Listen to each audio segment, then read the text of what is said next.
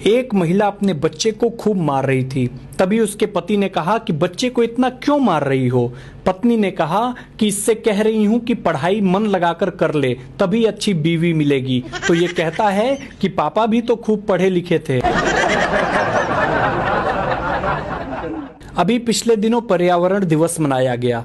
पर्यावरण दिवस के दिन एक सरपंच साहब ने पौधा लगाया। दोपहर में उसे बकरा खा गया। शाम को सरपंच साहब बकरे को खा गए। इसे कहते हैं पर्यावरण संतुलन।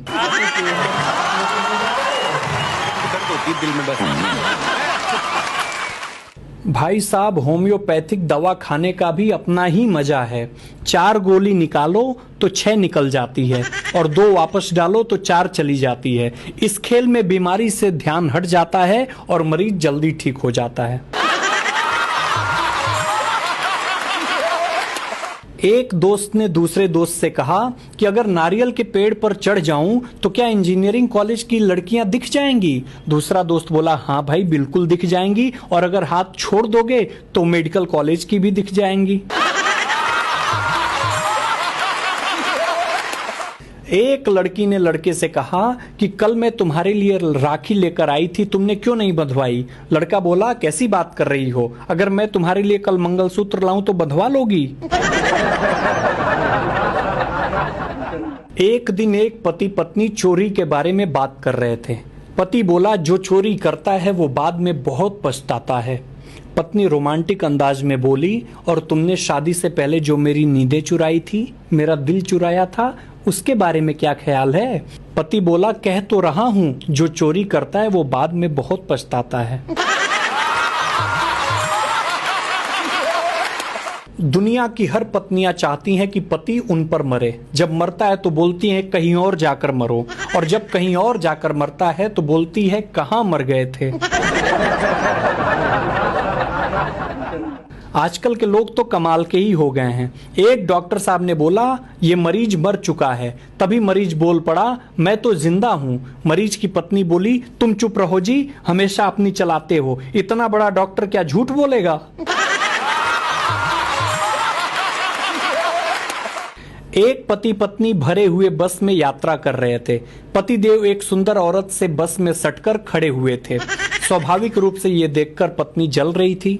अचानक वो सुंदर औरत घूमी और आदमी के गाल पर एक तमाचा मारा। शर्म नहीं आई पराई औरत को चिकोटी काटते हुए। बस से उतरकर पति पत्नी को सफाई देने लगा कि उसने चिकोटी नहीं काटी थी। पत्नी मुस्कुराते हुए बोली, और चिपको, चिकोटी मैंने काटी थी। एक राजस्थानी बीवी सुबह सुबह झाड़ू लगा रही थी तो पति कमरे में बैठा था। बीवी बोली, थोड़ा सरक जियो। पति उठकर बरामदे में चला गया। थोड़ी देर बाद वो बरामदे में आ गई, बोली, थोड़ा सरक जाइयो। पति उठकर आंगन में आ गया। थोड़ी देर बाद वो भी आंगन में आ गई, बोली, थोड़ा सरक जाइयो। पति चुपचाप घर से बाहर निकला और 3-4 दिन तक कहीं चला गया। पति का कुछ अता पता नहीं चला। पत्नी परेशान हो गई। 5वें दिन पति ने फोन किया कि मैं जोधपुर में हूं और सरकूं के। एक दोस्त ने दूसरे दोस्त से कहा कि भाई, जब लड़की देखने गया था तो उसकी आवाज रेडियो से भी हल्की थी। शादी के बाद न जाने कौन सा बूफर लग गया।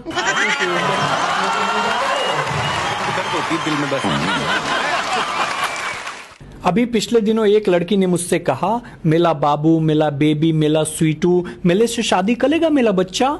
मैंने कहा, बहन पहले तो ये बताओ, प्रपोज कर रही हो या गोद ले रही हो।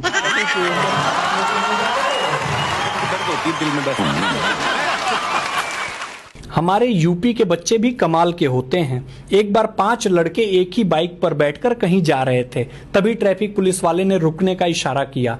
एक लड़का चलती बाइक से बोला, पागल हो गई बड़ा का, तू कहां बैठवा। रिसाइकलिंग का सही अर्थ मैं बताता हूं। साइकिल चला के पैर दुखे तो बाइक लो, बाइक चला के पीठ दुखे तो कार लाए, कार चलाकर पेट निकला तो जिम ज्वाइन की, और जिम में वापस जाकर साइकिल चलाया। इसे कहते हैं रीसाइक्लिंग।